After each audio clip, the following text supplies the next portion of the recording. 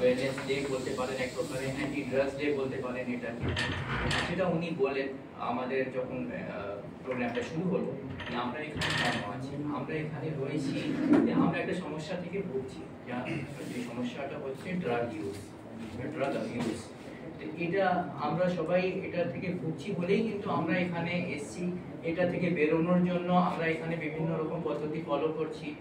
আমরা আমাদের অভিজ্ঞতা থেকে আমরা একটু পরে শেয়ার করবো আমরা কতটা বেরোতে পেরেছি। কিন্তু তার আগে জেনে নেওয়া উচিত যে এই সমস্যাটা কি আছে। অনেকেই ভাবেন যে যদি আপনি কোনো ড্রাগ বা ওষুধ নিচ্ছেন তার মানে কি আপনি ড্রাগ অ্যাডিক্ট, কিন্তু এটা ভুল ধারণা। এটা আপনি কোনো যদি ড্রাগ নিচ্ছেন বা আপনি কোনো ওষুধ নিচ্ছেন তার মানে এটা নয় যে আপনি ড্রাগ অ্যাডিক্ট, ঠিক আছে? ড্রাগ ইউজ একটা জিনিস, ড্রাগ অ্যাবিউজ আরেকটা জিনিস। ড্রাগ ইউজটা কি? ধরুন আপনি একটা সিম্পল একটা সাধারণ উদাহরণ দিচ্ছি। আপনার এখন একটু বর্ষাকাল তো সর্দি কাশি অনেকেরই হচ্ছে। এবার আপনি একটা ডাক্তারের কাছে গেলেন, আপনার সর্দি হয়েছে, কাশি হচ্ছে বারবার, আপনাকে ডাক্তার একটা কাফ সিরাপ দিলেন খাবার জন্য, আপনি ওটা খেলেন। খাবার মানে আপনি ধরুন এক সপ্তাহ 15 দিন যে কটা দিন ডক্টর বাবু বলেন আপনি খেলেন, তো তারপরে আপনি সুস্থ হয়ে গেলেন। এই কটা দিন যে আপনি ওই কাফ সিরাপটা খেলেন, তো তার মানে এটা নয় যে হ্যাঁ আপনি ড্রাগ অ্যাডিক্ট হয়ে গেছেন বা আপনি ড্রাগ অ্যাবিউজ করছিলেন, ঠিক আছে?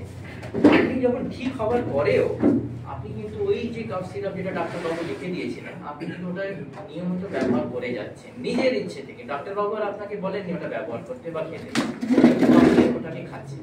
খাওয়ার পরে আপনার মনে হচ্ছে কি হ্যাঁ এটা খেয়ে তো বেশ, যখন আমার ক্লান্ত ক্লান্ত ভাব থাকে আমি যখন খেয়ে নিচ্ছি আমার ঘুম এসে যাচ্ছে, আমার সব ক্লান্ত ভাব কেটে যাচ্ছে। কিন্তু এটা দিয়েছিলেন ডাক্তারবাবু আপনার যে কাফ হয়েছিল, সর্দি কাশি হয়েছিল সেটাকে ঠিক করার জন্য। সেটা যখন ঠিক হয়ে গেছিল তখনই কিন্তু আপনার উচিত ছিল বন্ধ করে। আপনি ওটা বন্ধ করেননি, আপনি ওটাকে খেয়ে যাচ্ছেন। তো কি হচ্ছে কি এর প্রতি আপনার একটা নেশা তৈরি হয়ে যাচ্ছে। যেই আপনি নিজের ইচ্ছে থেকে এই কাফ সিরাপটাকে কিন্তু কন্টিনিউ করছেন, খেয়ে যাচ্ছেন, ডাক্তার কিন্তু আর আপনাকে বলেনি খেতে, তখন কিন্তু আস্তে আস্তে আপনি কিন্তু ওই ড্রাগের প্রতি একটা অ্যাডিকশন আপনার তৈরি হচ্ছে। ঠিক সেই রকমই ধরুন যারা ক্যান্সার থেকে আক্রান্ত আছে, যে মানুষ ক্যান্সার থেকে আক্রান্ত আছে, যে ক্যান্সারের খুব অ্যাডভান্স স্টেজে আছে, তো তার কিন্তু তাকে খুব ব্যথা সহ্য করতে হয়। শরীরে তার যে ভেতর যে ক্যান্সার স্প্রেড করছে, ব্যথা প্রচুর সহ্য করতে হয়। এই ব্যথাটা যাতে সে সহ্য করতে পারে ডক্টর অনেক সময় একটা ধরনের পেন কিলার প্রেসক্রাইব করেন যেটাতে মরফিন থাকে। তো এই রোগী যখন না ক্যান্সার ট্রিটমেন্ট চলছে তখন ওনাকে ডক্টর এই ওষুধ দিয়েছে যেটাতে মরফিন রয়েছে, যাতে উনি ওনার পেনটাকে, ওনার ব্যথাটাকে কন্ট্রোল করা যেতে পারে। তো যে কটা দিন উনি এই ট্রিটমেন্টে থেকে উনি ওষুধটা খাচ্ছেন তখন কিন্তু উনি ড্রাগ অ্যাডিক্ট নয়। যদিও মরফিন কিন্তু একটা অ্যাডিকশন, ড্রাগ যারা নেশা করছে তারা কিন্তু মরফিন খান, কিন্তু সেই সময় কিন্তু ওনাকে ড্রাগ অ্যাডিক্ট বলা যাবে না, বা ওনার মরফিন খাওয়াটাকে কিন্তু ড্রাগ অ্যাবিউজ বলা যাবে না, কেন উনি ডাক্তার বাবু বলেছেন বলেই কিন্তু উনি খাচ্ছেন, ঠিক আছে?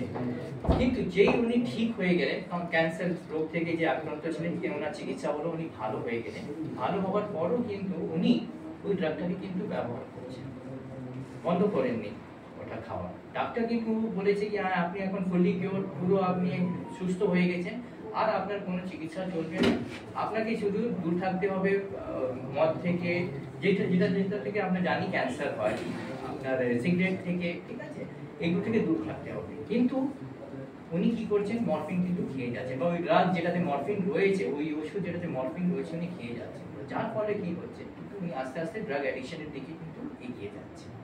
এটা তৃতীয় হচ্ছে কি ধরুন কারোর